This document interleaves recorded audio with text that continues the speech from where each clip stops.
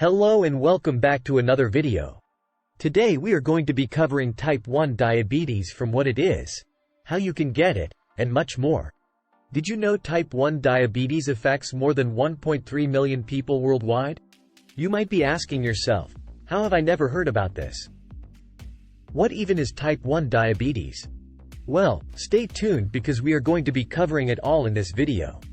Before we get started, please take a second to like this video and hit the subscribe button to stay up to date on all of our latest videos. Also, in the description box below are some great products that may help you out significantly in your health journey. Be sure to check them out. To start off, we first have to learn what diabetes is in general. According to Oxford Languages, diabetes is a disease in which the body's ability to produce or respond to the hormone insulin is impaired, resulting in abnormal metabolism of carbohydrates and elevated levels of glucose in the blood and urine. Let's break this down. In someone without diabetes, hormones called insulin and glucagon are regularly produced by a gland in the body called the pancreas. The pancreas is about 6 to 8 inches long and sits in your body, just behind your stomach. Insulin produced by your pancreas helps to lower your blood sugar levels, while glucagon raises your blood sugar levels. Think of this as the balancing system of your blood sugar.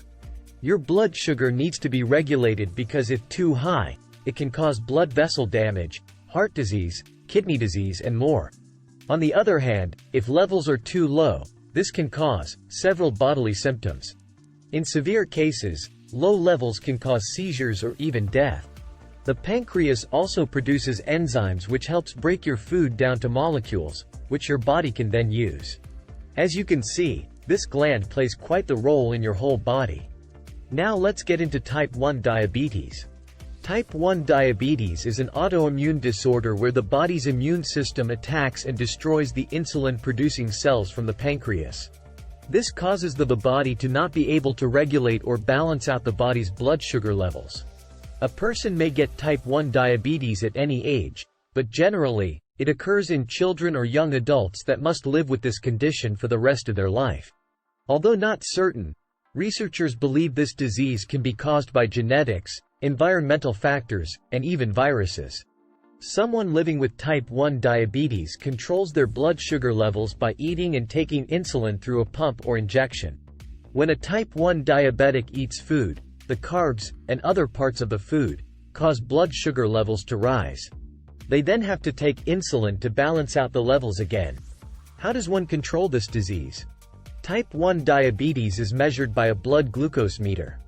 The individual uses a finger prick to draw blood from their hand. A strip connected to the blood glucose meter draws the blood from your finger and after a few seconds, reads out your levels. Once the blood sugar level is determined, this tells the individual if they need to take their insulin or not. Generally, one takes their blood sugar reading throughout the day and for sure before eating meals. The amount of insulin one would take is individualized based on their age, weight, diet, activity level, and insulin sensitivity. If blood sugar levels drop too low, that person must eat right away or take a tablet that can raise their levels up quickly. It can be common for someone to take too much insulin before eating or maybe take too much insulin and not enough food to balance out.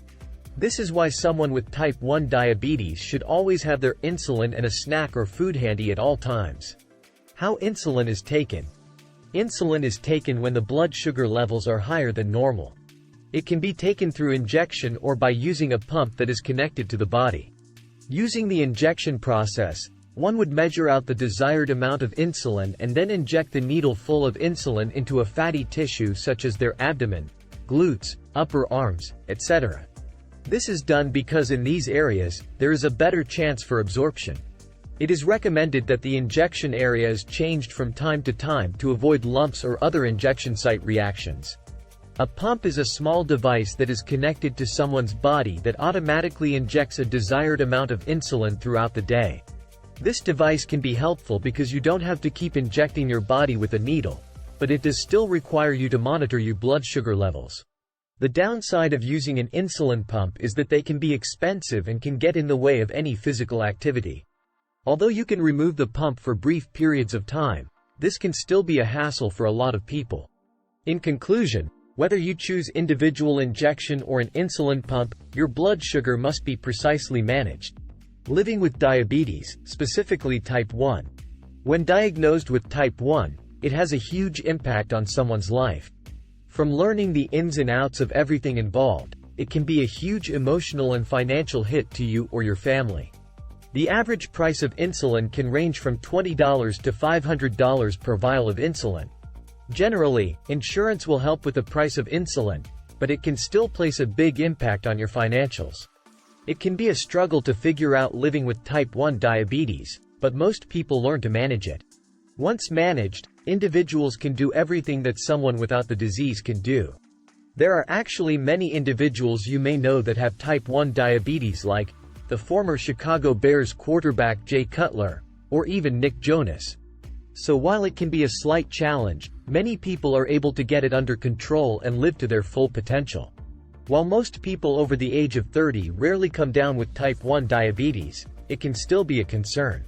The most common ways for people to realize they have this disease are excessive thirst, fatigue, weight loss, blurred vision, or extreme hunger. If you have any of these symptoms, don't hesitate to seek medical attention and let them know your symptoms. This can be key to diagnose this condition quickly. That will wrap up our video on type 1 diabetes. Please leave a comment down below on any experience you've had with type 1 diabetes. Don't forget to like the video and please subscribe to our channel. Thank you, and we will see you all in the next video.